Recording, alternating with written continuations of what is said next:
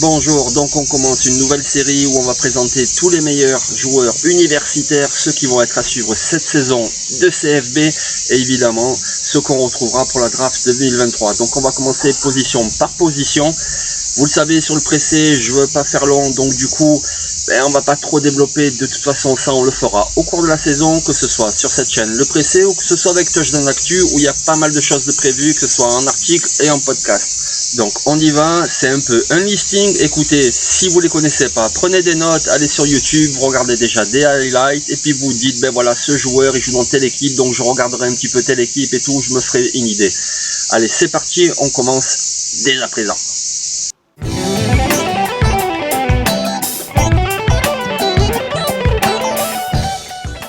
Bonjour à toutes et tous, mettez votre casque et chaussez vos crampons, on parle draft 2023, oui c'est très loin, mais par contre la saison universitaire est très proche et évidemment ça nous intéresse aussi de suivre ces joueurs pendant la saison.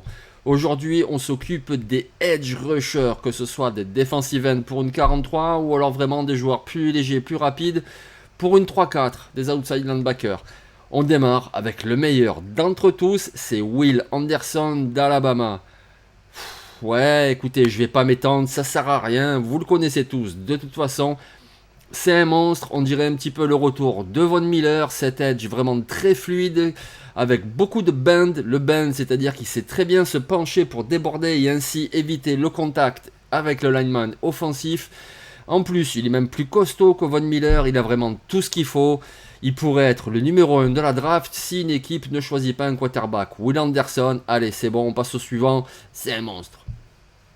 Le suivant, il est plus costaud, il est plus prévu justement je pense pour une 43 en NFL, il joue d'ailleurs dans une 43 avec Clemson, c'est Myles Murphy.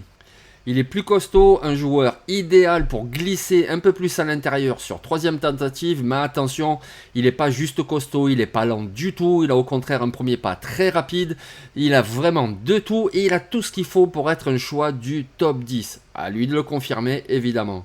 Le troisième dont on parle, c'est B.J. Ojulari de LSU. Oui, Ojulari, c'est donc le petit frère de Aziz, le joueur qui joue la même position avec les Giants en NFL. Ojulari, par rapport à Myles Murphy dont on vient de parler, il est quand même beaucoup plus léger. Il est davantage prévu, à mon avis, pour jouer dans une 3-4 en NFL. Après, bon, de toute façon, vous savez, les schémas, ça se mixe, etc. On trouve toujours une place pour un bon joueur, c'est pas un souci. C'est quelqu'un qui est très athlétique, très rapide pour déborder, et en plus, il est bon également contre la course, contre le run support. Non, c'est pas le plus costaud, mais alors attention, il y va. La D-line à Auburn sera vraiment monstrueuse. Déjà, il y aura notre français à l'intérieur, Jeffrey Mba. Il y a aussi Wooten d'un côté, mais il y a surtout Derrick Hall de l'autre côté. Voilà un defensive end qui a signé 9 sacs en 2021. C'est un joueur qui a un bon mix entre puissance et vitesse. Il a une allonge incroyable. L'allonge, ça peut servir un peu tel les boxeurs, vous savez, pour tenir à distance justement le lineman. Et puis quand tu as des bons moves, du coup ça te sert. Derrick Hall, c'est vraiment un joueur à suivre. Lui aussi, il pourrait craquer le premier tour avec une belle saison en 2022. Autre candidat possible pour le premier tour en 2023, c'est Isaiah Foskey, il nous vient de Notre-Dame. Il a signé 10 sacs en 2021, voilà, c'est un joueur qui est suffisamment rapide, suffisamment costaud. Il pourrait jouer en 43, il pourrait jouer en 34, vraiment il a cette polyvalence là, que ce soit de par son gabarit mais également de par ses aptitudes techniques, c'est vraiment un joueur à suivre et lui aussi s'il reproduit la même saison 2022 qu'il a fait en 2021, vous entendrez son nom au premier tour. Celui-là vous le connaissez peut-être moins mais vous en entendrez parler, il s'appelle Félix Anudike Uzoma, il nous vient de Kansas State. C'est un joueur très rapide pour déborder et pour aller mettre la pression. C'est vraiment l'edge rusher, le pass rusher par excellence. Et en plus de ça, contre la course, il est bon. Et pourquoi il est bon ? Surtout parce qu'il joue tout le temps très bas sur ses appuis. Et jouer bas sur ses appuis, c'est très important pour ensuite pouvoir remporter son duel avec le lineman offensif. On va maintenant parler d'un joueur de Army. Oui, Army. Il s'appelle André Carter. Alors André Carter, il est immense, il fait plus de 2 mètres, il a des bras qui font à peu près 15 km. C'est quelqu'un qui a de la vitesse, qui sait en plus se servir de ses bras, il a des bons mouvements. Il a signé 14 sacs et demi en 2021. Alors certes, le calendrier de Army, c'est pas le plus compliqué, mais ils ont joué Wisconsin et il a fait un très gros match contre Wisconsin. Donc du coup, André Carter, c'est vraiment un joueur à suivre en tant que pass rusher. L'université de Pittsburgh. Ils sont spécialisés sur les pass rushers, bien sûr Aaron Donald, mais même plein d'autres qui ont été draftés très récemment. Eh bien, il y en a encore un cette année, il s'appelle Habakkuk Baldonado. C'est un joueur qui est né à Rome, en Italie.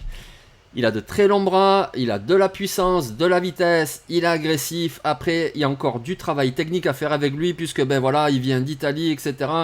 Et donc du coup, il a eu qu'une seule saison en high school, plus donc 3 à l'université. À voir comment il va se développer en 2022, mais en tout cas, le potentiel, il est énorme. Direction la conférence Big Ten avec Nick Herbig de Wisconsin. Alors Nick Herbig, lui, c'est davantage un linebacker qu'un defensive end. Alors, edge rusher dans une 34, oui, pourquoi pas. Dans une 43, c'est clair, il ne pourra pas être defensive end. Il pourra être un strong side linebacker, par exemple. C'est un joueur plutôt fin, plutôt léger. Mais alors, attention, c'est un gros moteur. Il ne s'arrête jamais. Il est tout le temps dans l'action, tout le temps dans l'agression. Et il a quand même de sacrées qualités pour arriver à déborder et aplatir les quarterbacks. Nick Herbig, c'est clair, vous entendrez son nom lors de la saison 2022 de college football. Brenton Cox Jr. de Florida. Oui, Florida, même s'il a débuté à Georgia, il est passé chez les rivaux de Florida depuis l'année dernière. C'est pas le plus rapide, c'est pas le plus puissant, mais alors attention, c'est quand même un très bon joueur, il se sert très bien de ses longs bras, il a une intelligence de jeu déjà bien développée.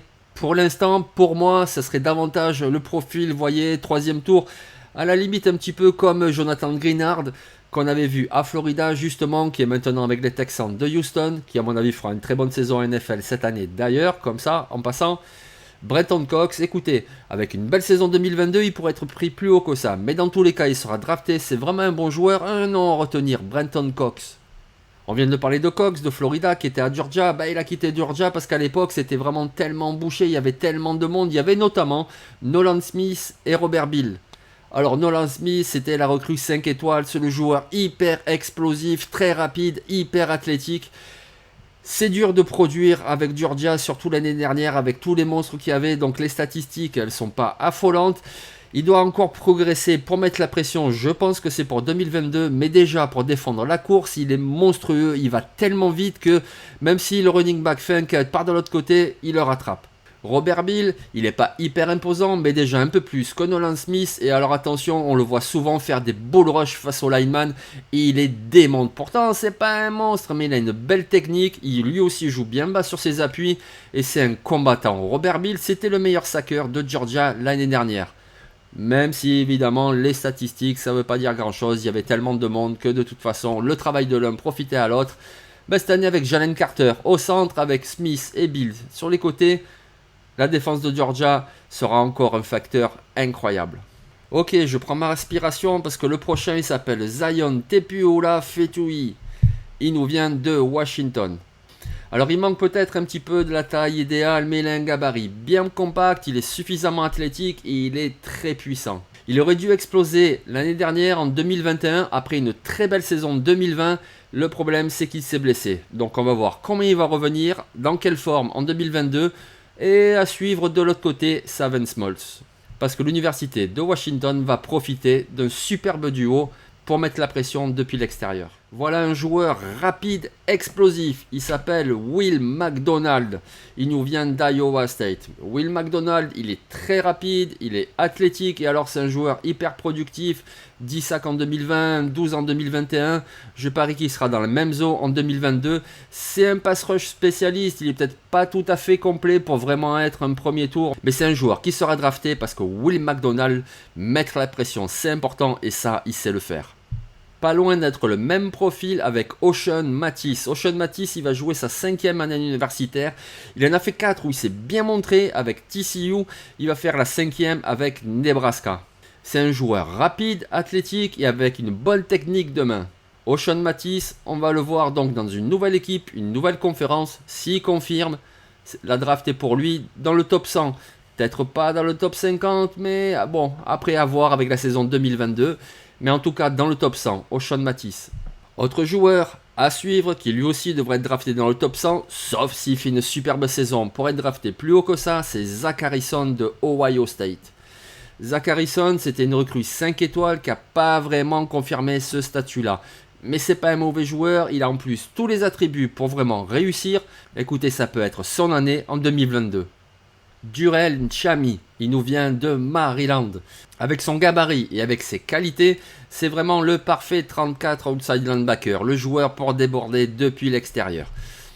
Le truc avec lui, c'est qu'il va falloir qu'il reste en bonne santé pour confirmer en 2022 parce que lors de son cursus, voilà, les soucis de blessure sont un petit peu récurrents. S'il reste en bonne santé, le joueur a beaucoup de qualité et il pourrait se faire remarquer.